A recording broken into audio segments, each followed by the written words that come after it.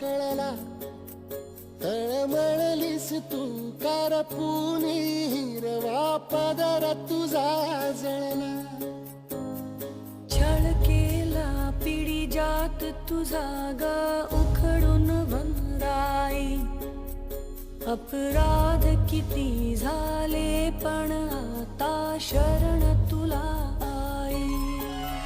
नभ पाजर काठी जलधर